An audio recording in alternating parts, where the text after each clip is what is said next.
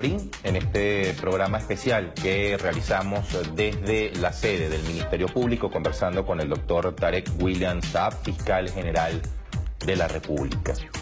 Fiscal, no a manera de conclusión, porque además el tema de la corrupción no es un elemento que va a concluir de la noche a la mañana, pero ¿cuáles son las acciones que va a seguir tomando este Ministerio Público, esta Fiscalía con usted al frente, para casos tan delicados como los que ha mencionado: PDVSA, Faja Petrolífera, Cadivi-Sencoex, Petro-Zamora, Baribén, bueno, en fin?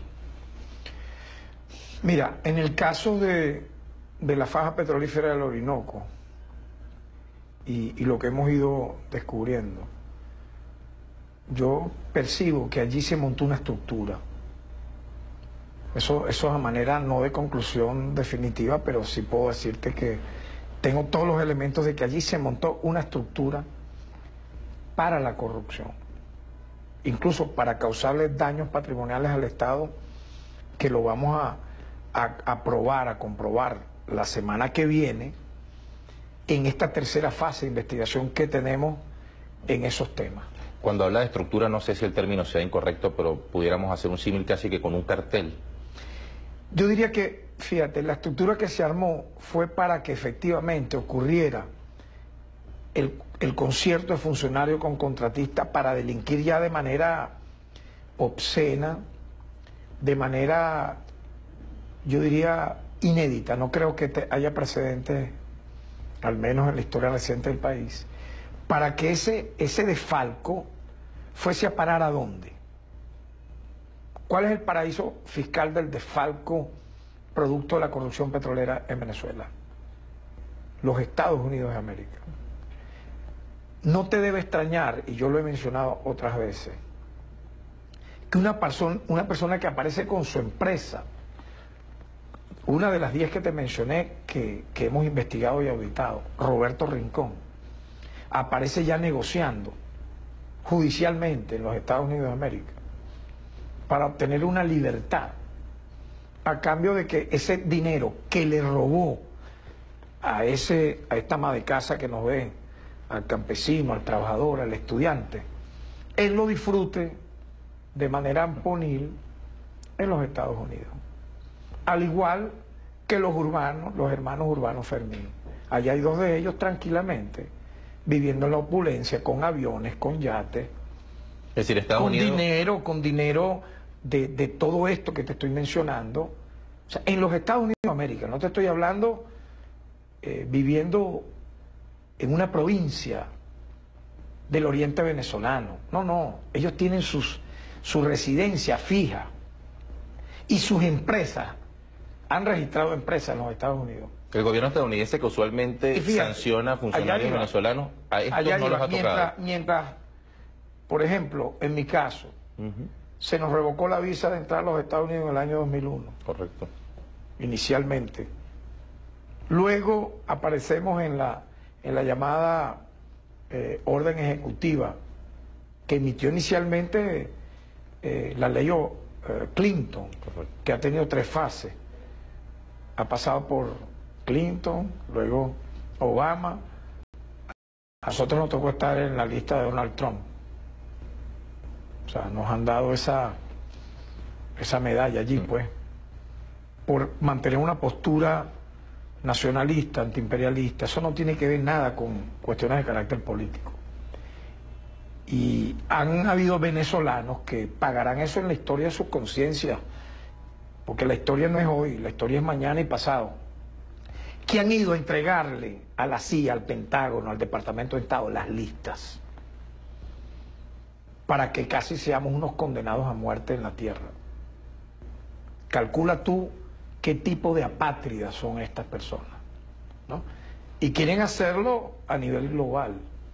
Mientras ocurre cosas como esa, que quien te habla es uno de esos célebres sancionados por defender a Venezuela, por defender nuestra identidad, de que no nos bombardeen, de que no nos bloqueen, de que no nos destruyan. En esa lista incluso está el propio jefe de Estado, presidente Nicolás Maduro, los jefes de los poderes públicos, etc.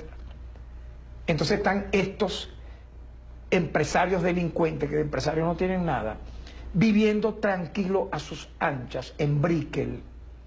Todo el mundo sabe y los ve con odio, con repudio, ¿verdad? Porque son estos llamados petroguisadores, ¿verdad?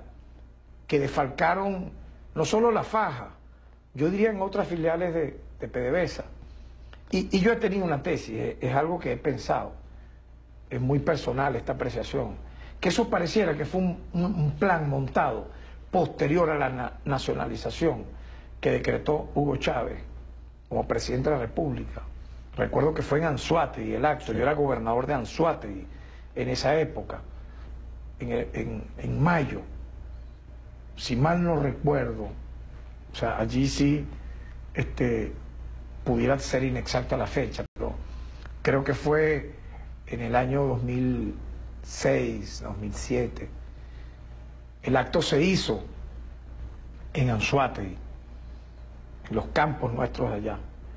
Pareciera que a partir de allí, cuando las reglas de juego cambian en función de favorecer más al Estado y que ese dinero pase para hacer trabajos de carácter social, que pase a ser distribuido a nuestro pueblo,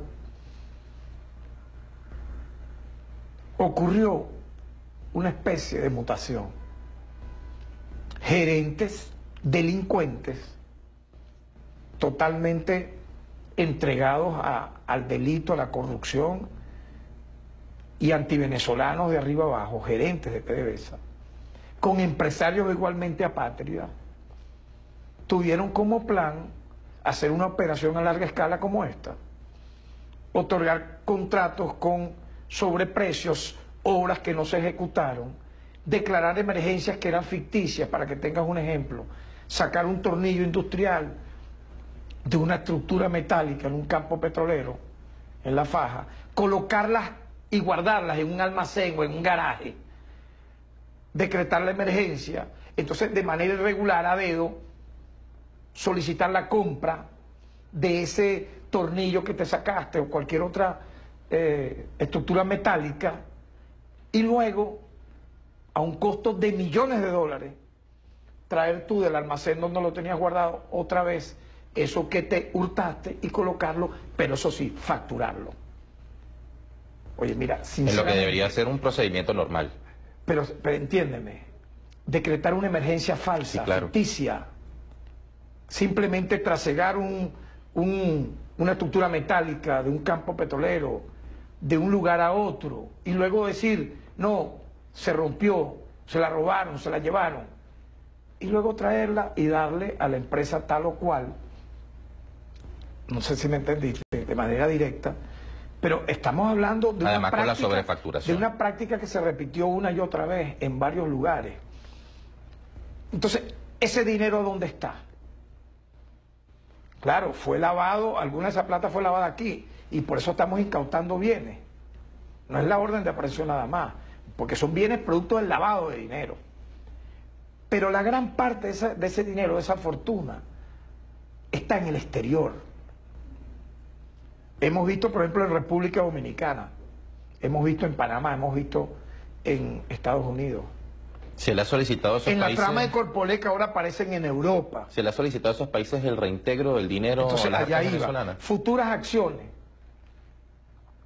Mira, yo creo que el objetivo final estratégico de esta operación, una operación de pureza, pues, moral, de devolverle la credibilidad no solamente al Ministerio Público, y esto pasó, el tema inicial, ¿no? Que vamos a recuperar la credibilidad del Ministerio Público, ponerlo al lado de la gente. No, esto está colosalmente mucho más allá.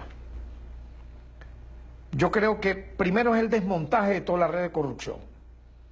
Y si tú me preguntas, aquí hay algunos libros. El libro tiene un prólogo. Incluso puede tener una introducción, un prólogo. Luego están los capítulos, que pueden ser N capítulos, si vamos a hablar de una novela o un libro de crónicas o de ensayos, y luego un final. Tú me preguntas, ¿por qué parte vamos? Por el prólogo. Estamos empezando y mira todo lo que hemos descubierto. Mira todo lo que ha ocurrido. Aquí tenemos que llegar hasta el final.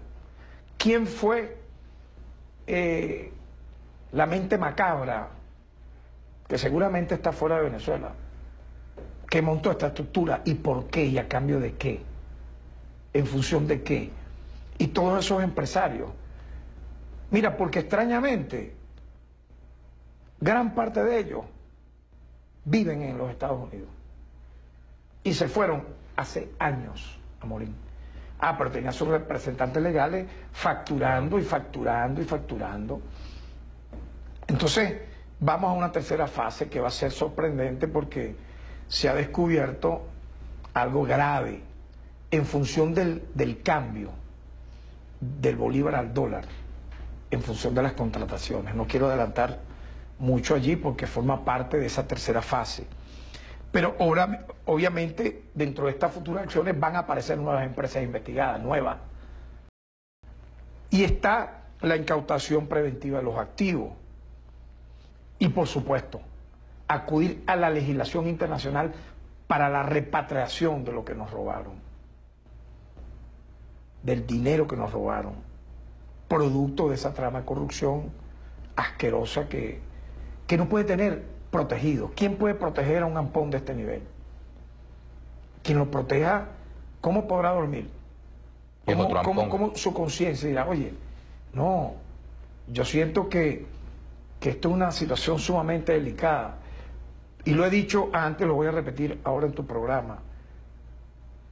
Yo estoy convencido que parte del déficit fiscal que dio la República Bolivariana de Venezuela se debe a la trama de corrupción en PDVSA y subsidiariamente también a la trama de corrupción de Cadivicencoes, de lo cual vamos a hablar posteriormente. Pero fíjate, yo siento que las potencias extranjeras, en este caso los Estados Unidos, al no poder controlar esta enorme riqueza de la faja directamente, ya lo he dicho, se han valido de la corrupción de gerentes y empresarios para llevarla a sus arcas. Ya no necesitan de las grandes empresas transnacionales. Claro. Tienen a estas personas. O sea, se aprovecharon de las llamadas empresas mixtas, que tuvo un origen noble, ¿verdad?, para cometer estos delitos. ¿Por qué? Porque es a través de las empresas mixtas, de las procuras, donde los contratos a Morín no es que son a bolívares y luego tú lo tasas a dólares. No, son directamente en moneda extranjera.